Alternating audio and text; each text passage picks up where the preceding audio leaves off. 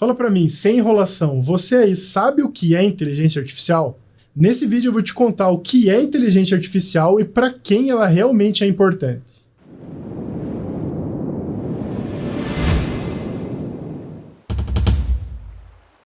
Olá, sou Adriano Passos, doutor em Engenharia Mecânica, e no vídeo de hoje eu vou te mostrar o que é inteligência artificial. Então, afinal de contas, o que é inteligência artificial? Você consegue sintetizar esse conceito em uma única frase? Aliás, é possível fazer isso? Simples assim? Ou isso é algo mais complexo? Bom, isso não deve ser particularmente importante para a maior parte das pessoas, apenas responder em uma única frase o que é inteligência artificial. Mas para aqueles que estão realmente interessados em trabalhar no ramo, isso é muito importante. E é para essas pessoas que eu fiz esse vídeo. Bom, o que você acha da gente começar pegando a definição formal da palavra inteligência artificial e ver se a gente consegue trazer uma definição um pouco mais formalizada do que é inteligência artificial? Então vem comigo. A definição mais usual de inteligência diz: 1. Faculdade de conhecer, compreender e aprender. Ou 2. Capacidade de compreender e resolver novos problemas e conflitos e de adaptar-se em novas situações. Ou ainda 3. Conjunto de funções psíquicas e psicofisiológicas que contribuem para o conhecimento, para a compreensão da natureza das coisas e do significado dos fatos. Ou 4. Modo de interpretar, de julgar a interpretação ou juízo. Ainda temos a possibilidade de ser o 5. Indivíduo de grande inteligência, sumidade. Harmonia, entendimento recíproco, ou ainda acordo ou combinação secretos, maquinação, conluio.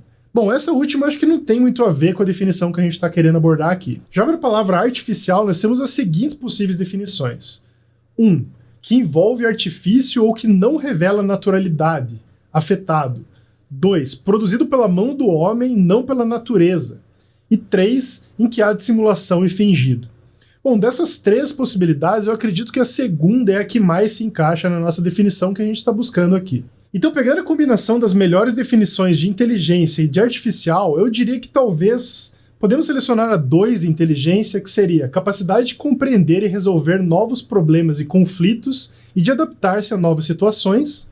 E da parte artificial, eu diria que a melhor definição para nós seria também a 2, que é produzido pela mão do homem e não pela natureza.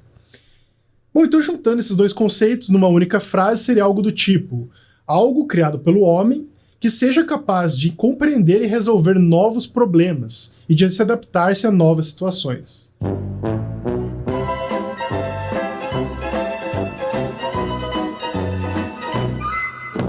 Bom, eu acho que fica bem difícil de conseguir te enganar porque você consegue ver aqui embaixo a barra do vídeo e ainda tem muita coisa pela frente, então vamos lá. Bom, isso provavelmente é uma resposta que convenceria grande parte das pessoas. Mas se você aí tem realmente interesse de trabalhar nessa área, você precisa saber um pouco mais.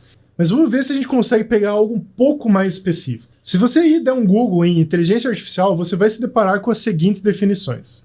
É inteligência similar à humana, exibida por sistemas de software. Então aqui já é interessante que a gente adquiriu mais um novo conceito de software, ou seja, um programa de computador. Outra possibilidade seria o estudo e projeto de agentes inteligentes, onde um agente inteligente é um sistema que percebe seu ambiente e toma atitudes que maximizam sua chance de sucesso. Essa definição já é bem mais específica e também é muito interessante. Aqui ela introduz o conceito de agente. Agente tem a ver também com um software, um programa de computador, mas esse é um termo técnico que é muito usado na área de Reinforcement Learning. Nessa área, a gente tem basicamente 2 ou mais inteligências artificiais, em geral redes neurais, que elas aprendem competindo uma com as outras. Então esse termo agente é o termo que geralmente é usado para essas forças que estão competindo uma contra as outras. Uma outra definição interessante seria uma capacidade do sistema para interpretar corretamente dados externos, aprender a partir desses dados e utilizar essas aprendizagens para atingir objetivos e tarefas específicas através da adaptação flexível. Isso aqui também traz alguns conceitos chaves para o que a gente tem na inteligência artificial. O primeiro são dados. Então, em geral, inteligência artificial está associado a dados. E também nessa frase a gente tem o conceito de adaptação flexível, o que é algo muito interessante. A gente tem os dados e um programa que se adapta para melhor entender esses dados. Uma outra definição bem interessante é a seguinte: sistemas que pensam como humano, agem como humano e pensam racionalmente ou agem racionalmente. Essa definição aqui ela já foge um pouquinho mais para a área de ficção científica. Ela trata de um ser que é inteligente e pensa como um humano. Atualmente a gente ainda está muito longe disso, mas vai saber o que vai acontecer nos próximos anos. Não é nessa definição e não é por esse caminho que a gente vai seguir nesse vídeo. Aqui a gente está pensando em profissionais que vão atuar no dias de hoje com inteligência artificial, e não as pessoas que vão criar a Skynet que vai acabar com o mundo. E por último, uma outra definição que eu acho bem pertinente é a seguinte: é o estudo de como fazer os computadores realizarem coisas que, atualmente, hoje os humanos fazem melhor. Bom, isso também é algo que é muito confundido. Para algo ser uma inteligência artificial, ela tem que fazer alguma coisa melhor que um humano ou não? Bom, isso é um pouquinho mais complexo e eu vou deixar isso mais para frente do vídeo. Mas sim, de fato existem hoje inteligências artificiais que em tarefas muito específicas são melhores que humanos. E isso é o nível que a gente chama de inteligências super-humanas. Indo um pouquinho para a parte de história, a primeira definição de inteligência artificial surgiu em 1956. John McCarthy diz que inteligência artificial é a ciência e engenharia de produzir sistemas inteligentes, ou sendo mais específico, fazer a máquina comportar-se de tal forma que seja chamada inteligente, caso fosse esse o comportamento de um ser humano. Note que esse conceito é bem ambicioso e remete ao que a gente vê hoje em Hollywood, não concorda? Bom, mas eu acho que isso não é uma coincidência. Apenas 6 anos antes, Isaac Asimov lançou o seu grande best-seller Eu, Robô. Talvez você não fazia ideia, mas sim, o livro do Eu, Robô, que é aquele filme famoso do Will Smith é baseado, foi escrito em 1950. Bom, uma coisa acho que já ficou claro, note que a IA não é um conceito muito bem definido e universal. A inteligência artificial inicialmente abraçou a ideia de tentar reproduzir capacidades humanas, como linguagem, autoaperfeiçoamento e criatividade. Porém, o conceito de inteligência artificial, como você já viu, é bem difícil de definir. E um dos motivos disso é que esse conceito foi sendo construído com o passar dos anos, e contribuições de diversas áreas foram sendo dadas. Entre elas eu cito a economia, neurociência, psicologia, linguística, engenharia elétrica e muito mais. Bom, o fato é que a inteligência artificial foi e continua sendo um conceito de muitas interpretações. Desde uma interpretação mais mitológica ou ainda hollywoodiana, até algo um pouco mais pé no chão e aplicável, que é exatamente o que a gente vai se aprofundar nesse vídeo. Toda essa discussão do que é e o que não é inteligência artificial acaba em algum momento passando por um experimento mental, um experimento filosófico chamado de teste de Turing. De uma maneira um pouco simplificada, o que seria esse teste de Turing? Imagine que você está numa sala fechada, e essa sala tem uma parede com uma fresta, e nessa fresta você pode passar uma mensagem para um outro lado. Então você pega um pedaço de papel e uma caneta e escreve uma pergunta. Por exemplo, oi, tudo bem? Você é humano? E passa essa pergunta através dessa fresta. Depois de algum tempo, que não é relevante, não é especificado o tempo que demoraria, você recebe pela mesma fresta um outro papel escrito. Digamos, oi, tudo bem? E você? Sim, eu sou humano. O teste de Turing se consiste nesse cenário, uma pessoa humana de um lado, enviando e recebendo respostas através dessa fresta, chegar numa conclusão de que o que está do outro lado é um humano. Se o que tem lá do outro lado é uma máquina e qualquer avaliador, por melhor que seja, desse lado não consegue diferenciar e acha que as respostas estão vindo de um humano, significa que essa máquina passou pelo teste de Turing. E note que nesse experimento a gente não está definindo quanto tempo que você pode ficar ali dentro para se convencer que aquilo é um humano ou não, e nem estar restringindo as perguntas. Você pode escrever e perguntar qualquer coisa, e você espera que o agente do outro lado, seja máquina ou humano, seja capaz de responder de uma maneira humana essas perguntas. Então Turing acreditava que se um computador conseguisse passar por esse teste, ele seria considerado uma máquina inteligente. Contudo, várias críticas surgiram, e provavelmente a mais famosa e forte delas é o quarto chinês. Aqui a gente faz uma pequena distorção desse cenário. A gente continua numa sala fechada, que só tem uma fresta que separa os dois cômodos dessa sala, só que dessa vez a gente tem um humano de cada lado. Então você tem um humano de um lado, que é um chinês, por exemplo, ele sabe falar fluentemente chinês, e do outro lado você tem uma outra pessoa que não sabe nada de chinês, ela nunca viu na vida nada relacionado à língua chinesa. E a pessoa que está tentando avaliar se do outro lado é uma máquina ou não, ela escreve as perguntas em chinês, ela escreve um caractere chinês daqueles desenhos ali característicos da linguagem. E ela passa esse papel para o outro lado, e a pessoa que está do outro lado, ela pega aquele desenho e ela não faz ideia do que é aquilo. Só que tem um twist nessa história toda. No quarto que está a pessoa que não sabe falar chinês, ela tem um painel praticamente infinito, com todos os desenhos chineses e a resposta que ela deve dar para aquela pergunta. Então, se ela receber o desenho A, ela vai procurar aqui num painel gigante e vai ver, esse desenho é esse, então eu vou reproduzir esse cartão que é a resposta e vou passar para a pessoa do outro lado. A pessoa que está do outro lado, que sabe falar chinês, ela vai olhar aquilo e vai se satisfazer com aquela resposta, porque ela foi uma resposta previamente pensada para responder praticamente qualquer pergunta possível do dialeto chinês. Bom, você pode afirmar com esse experimento que a pessoa do outro lado sabe falar chinês, que ela entendeu a pergunta, formulou uma resposta e devolveu uma resposta para a pessoa que está do outro lado? Na verdade, não, né? Ela simplesmente está lendo um grande dicionário de perguntas e respostas. Então essa é a principal crítica que é feita ao experimento de Turing. Uma máquina que é capaz de pegar uma pergunta e responder uma resposta, se ela simplesmente consultar num banco de perguntas e respostas praticamente infinito, ela é realmente inteligente? Ou ela só está fazendo um mecanismo de... ou ela simplesmente está fazendo um mecanismo de busca bem sofisticado? Então são por essas variações do experimento de Turing que esse experimento não é tão levado a sério hoje em dia como algo definitivo, que define o que é uma máquina inteligente ou não. E a propósito, quem propôs o experimento do quarto chinês se chamava John Searle Lee. E ele é um cara importante na área da inteligência artificial porque ele foi o primeiro que propôs a distinção de inteligência artificial forte e fraca. E é isso que a gente vai ver agora. Então vamos a mais algumas definições. A inteligência artificial forte, ou um termo que é um pouco mais usado atualmente como inteligência artificial geral, é quando uma máquina realmente entende o que está acontecendo. Podem existir emoções e criatividades, inclusive. Como eu acho que já ficou bem claro até aqui, esse é um conceito muito abordado por Hollywood e ficção científica em geral. Se você aí é fã da Marvel e assistiu todos os filmes, você deve lembrar do Vingadores 2, onde o vilão principal é uma inteligência artificial que tomou consciência própria e viu que seus criadores não estavam tão corretos. Eu sou muito fã da Marvel, mas particularmente esse segundo Vingadores não é um dos meus favoritos. Mas de qualquer maneira, esse é um tema muito recorrente na ficção científica. Outros exemplos Exterminador do Futuro, Matrix, até mesmo Eu, Robô tem bem essa pegada. Mas aí relaxa, não é disso que a gente está falando e particularmente eu acredito que a gente está muito longe de uma inteligência artificial verdadeiramente forte ou verdadeiramente geral. O que mais se aproxima disso hoje ainda está muito longe. De cabeça eu consigo pensar em duas empresas principalmente ativas nesse ramo. Uma é a OpenAI, que é patrocinada pelo Elon Musk, e a outra é a DeepMind, que é uma subempresa da Google. Há mais ou menos um ano atrás, eles lançaram um artigo bem impactante e surpreendente acerca de inteligência artificial geral, que foi um agente que era capaz de jogar com perfeição, ou seja, muito melhor que qualquer humano, 57 jogos de Atari. Isso pode parecer bem simples, mas não é.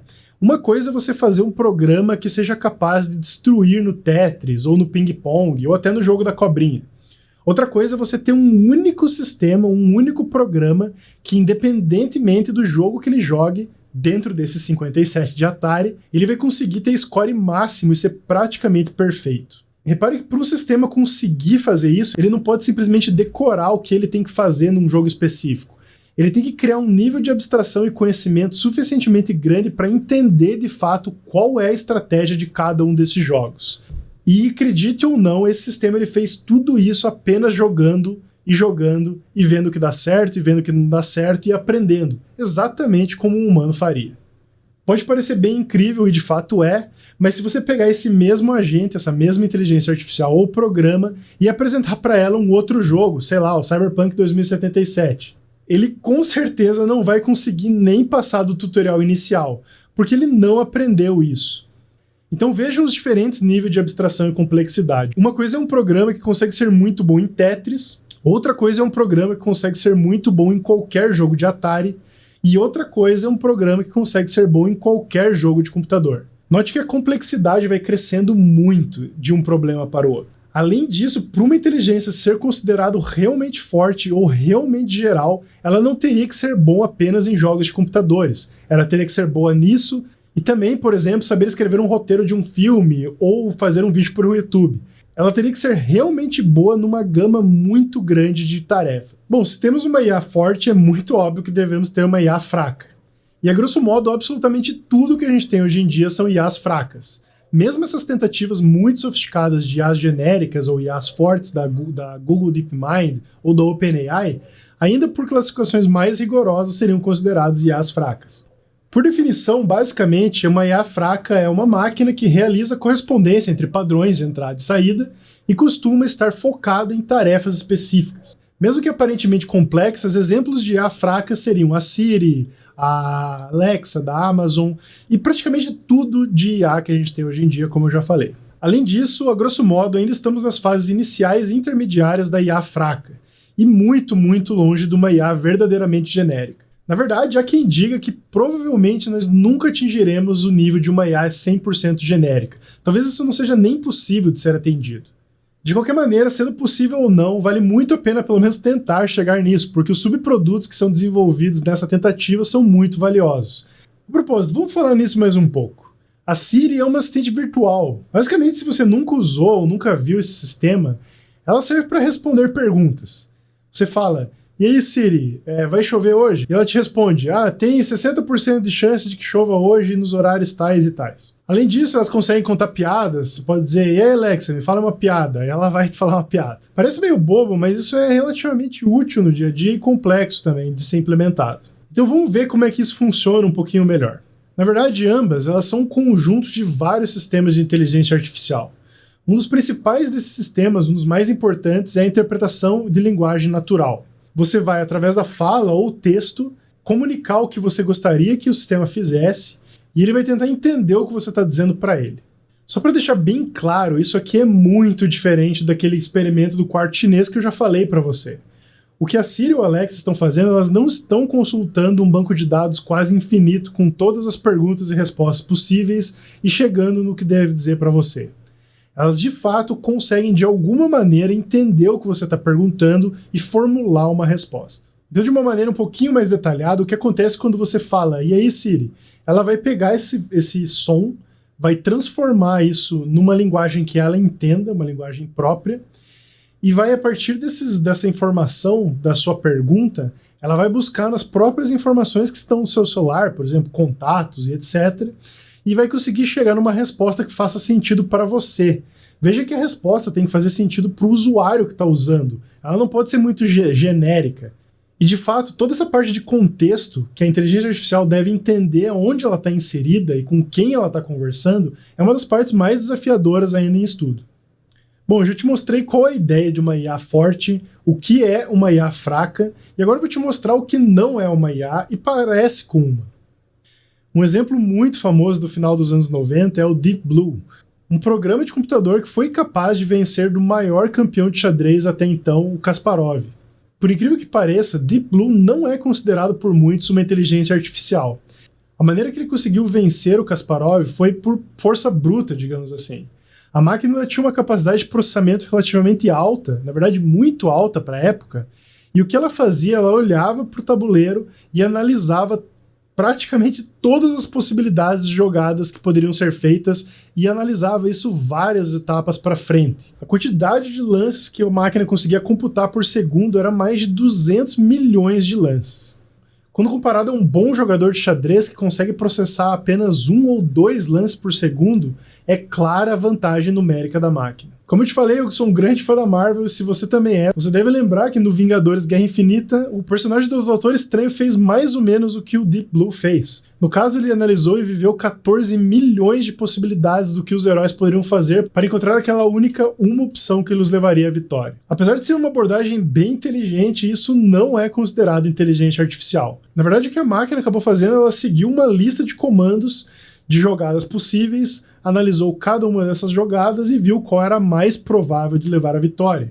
Essa abordagem, chamada de força bruta ou programática, acaba sendo muito infactível quando o teu espaço de possibilidades aumenta drasticamente. Um exemplo recente que eu posso te dar de uma inteligência artificial que também venceu em jogos é uma inteligência artificial desenvolvida pela OpenAI que conseguiu vencer dos melhores profissionais do League of Legends, que é um jogo para computador, caso você não conheça. A grande diferença do League of Legends para o xadrez é que ele é um jogo muito mais complexo. Primeiro que você tem um ambiente muito mais dinâmico. Em vez de ter um tabuleiro com posições definidas, você tem um mapa onde o personagem pode se mover para qualquer lado. Além disso, as regras são muito mais fluidas. No xadrez, o cavalo ele anda em L.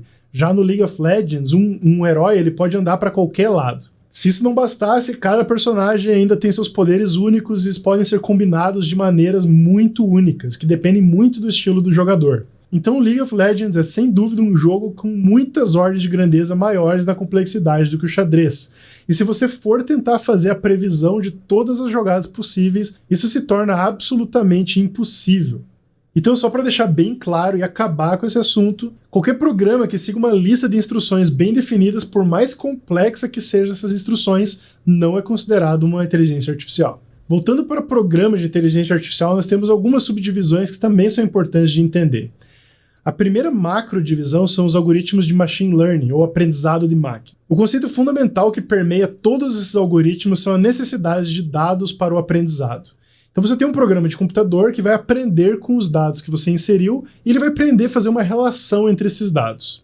Dentro desse grande grupo você tem vários algoritmos, mas 2 deles são provavelmente os que mais se destacam e resolvem quase todas as aplicações modernas. Eu vou começar falando brevemente do algoritmo de árvore. O algoritmo de árvore ele é muito parecido com a programação clássica, onde você tem ifs e elfs, ou seja, se isso, se não aquilo. Se valor for maior que 2, faça isso, se não, faça aquilo. A diferença é que o programador ele não vai explicitamente colocar todos esses condicionais até chegar no resultado.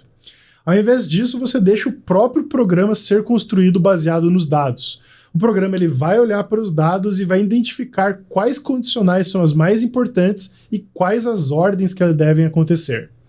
Em resumo, o modelo de árvores pode ser visto como uma grande cadeia de Cs que são gerados automaticamente. Continuando nessa ideia de árvores, a gente tem o que realmente é o que é muito usado hoje em dia, que são os algoritmos de floresta. Pois é, não é muito criativo, a gente tem as árvores e a gente tem as florestas. Os algoritmos de floresta nada mais são do que vários algoritmos de árvores em paralelo. Então, ao invés de usar uma única árvore, você cria várias árvores de maneiras diferentes e a resposta é algum tipo de média entre essas respostas de cada árvore. Do outro lado da moeda do machine learning, nós temos as redes neurais, ou o que hoje é comumente chamado por deep learning, ou aprendizado profundo. Na verdade, redes neurais é um conceito que já tem seus bons 40, talvez 50 anos, mas o tema realmente tomou força recentemente, nos últimos 5 ou 10 anos, devido a vários avanços tecnológicos na área. Entre eles, o principal é o aumento da profundidade das redes neurais, o que deu o nome Deep, profundo, para Deep Learning, ou seja, nada mais é do que uma rede neural muito profunda, com várias camadas, uma depois das outras. A rede neural ela já trabalha de uma maneira bem diferente e o análogo mais próximo é de fato o cérebro. Tudo bem que é uma analogia bem fraca, não funciona exatamente como um cérebro, mas é um processamento sequencial onde a cada camada você vai ter informações cada vez mais abstratas. A grosso modo seria isso, mas na prática não é bem assim. Bom, eu realmente espero que nessa altura eu já tenha começado a fazer você entender o que é inteligência artificial. Mas deixa eu só te contar mais um exemplo e uma história pessoal minha. Há mais ou menos uns 10 anos atrás, ou um pouco mais, eu acho. Nossa, tô ficando velho. Eu tava lá fazendo meu curso de mecatrônica e tinha uma disciplina que chamava... Inclusive era uma disciplina optativa, eu acho. Eu acho que era. E era uma disciplina chamada Visão de Máquina. E eu vi aquele nome já na época e eu achei muito interessante e eu fui fazer essa disciplina. A grosso modo, o que visão de máquina faz? Visão de máquina é qualquer programa e a ideia de você automatizar tarefas de visão.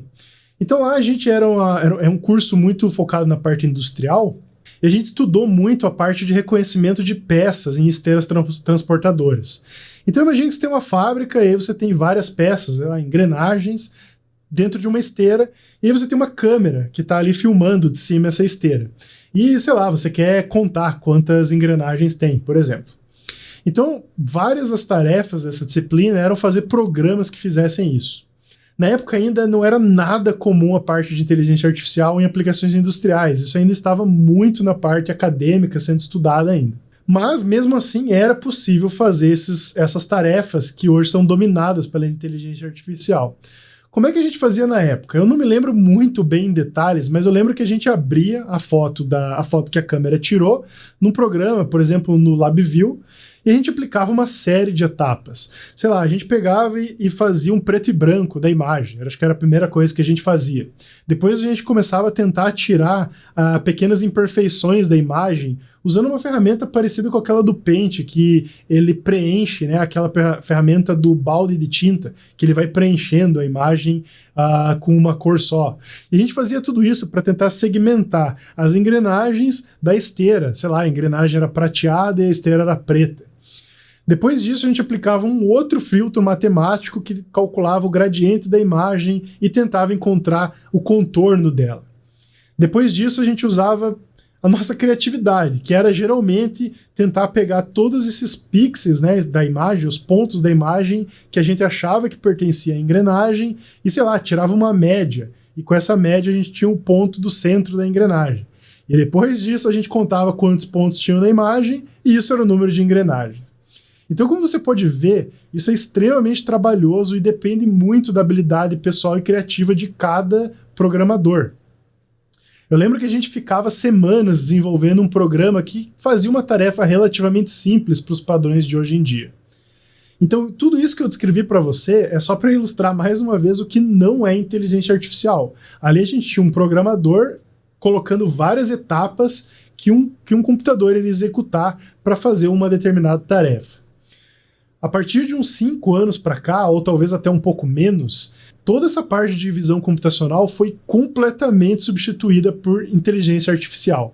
Então todas essas tarefas hoje em dia, principalmente na indústria, que envolvem detecção de padrões, contagem de objetos e por aí vai, são feitas 100% com inteligência artificial. A grosso modo, como é que eu faria isso hoje em dia?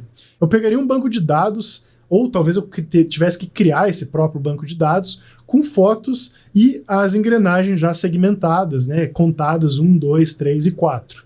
Eu pegaria, sei lá, umas 100, 200 fotos dessa e treinaria uma rede neural que aprenderia por si só a fazer essa tarefa. Então eu pegaria essa minha rede neural já treinada, que aprendeu com centenas de fotos a fazer a contagem e começaria a entregar para ela novas fotos que ela nunca viu e ela iria me dizer, ó, nessa foto eu tenho 5 engrenagens. Então, a grosso modo, é dessa maneira que a inteligência artificial opera, e a grande diferença entre esses dois exemplos que eu dei é que numa tem a programação passo a passo e na outra você não tem. Então note que nesse caso, o que diferencia uma abordagem usando inteligência artificial ou não é o que ela faz. Repare que das duas maneiras, sendo programando ou usando uma rede neural profunda, eu estou executando a mesma tarefa, que é contar quantas engrenagens tem numa esteira.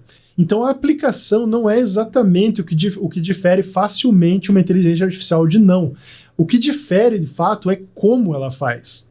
Então a definição que eu particularmente uso de inteligência artificial é a seguinte: inteligência artificial é o programa que consegue aprender uma relação entre os dados. No exemplo que eu te dei, os dados seriam fotos com engrenagens e número de engrenagens.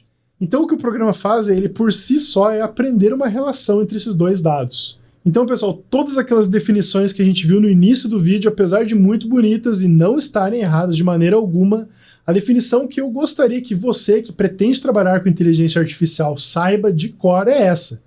Bom, eu realmente espero que esse vídeo tenha sido interessante e útil para você, e eu te vejo na próxima. Até!